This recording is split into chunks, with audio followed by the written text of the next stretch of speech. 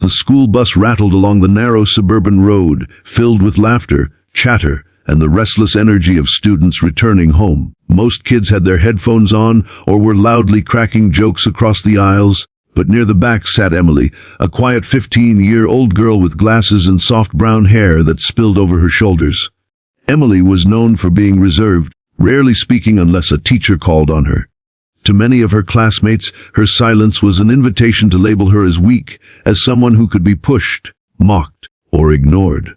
And on this day, the bullies who had been circling her for weeks finally decided to strike in a way that crossed the line.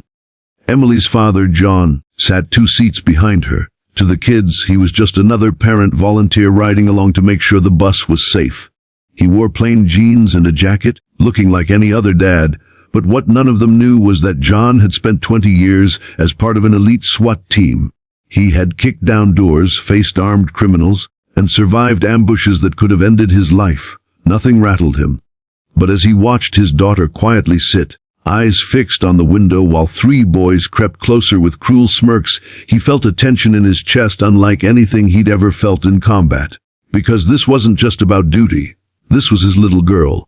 The boys were the kind who thrived on attention.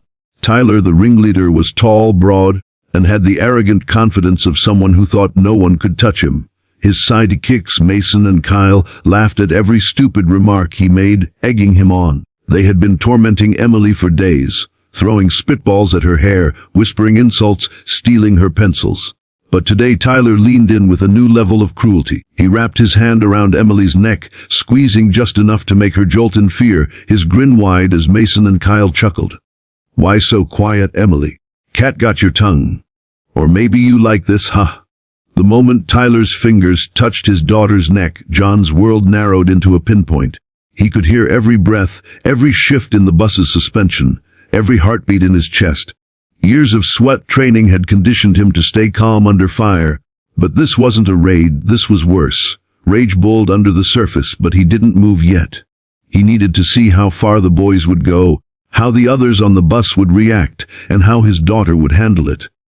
He wanted Emily to know that she wasn't alone, but he also wanted these boys to reveal exactly who they were when they thought no one important was watching. Emily froze. Her throat tightened under Tyler's grip, and her hands trembled as she tried to push him away. The laughter from Mason and Kyle echoed in her ears, and for a split second, she felt the familiar sting of helplessness she had carried for years.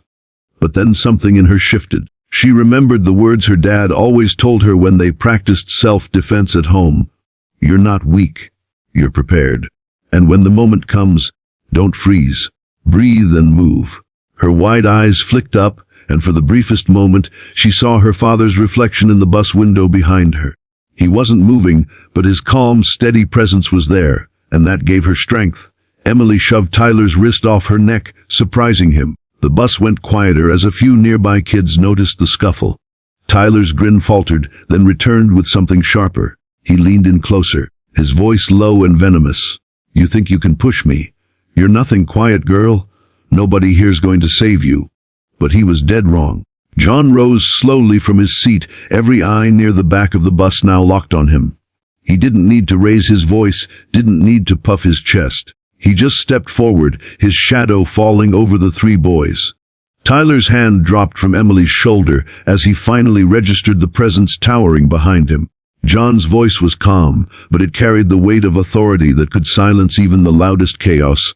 "Son, you just made the biggest mistake of your life." The bus driver glanced in the mirror, eyes widening, but John lifted one hand slightly, signaling her to keep driving. His focus never left the boys. The tension in the air was thick, every student holding their breath.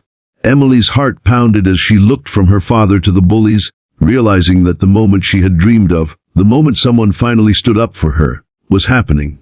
John leaned closer, his face inches from Tyler's. "You don't put your hands on my daughter. Not today. Not ever.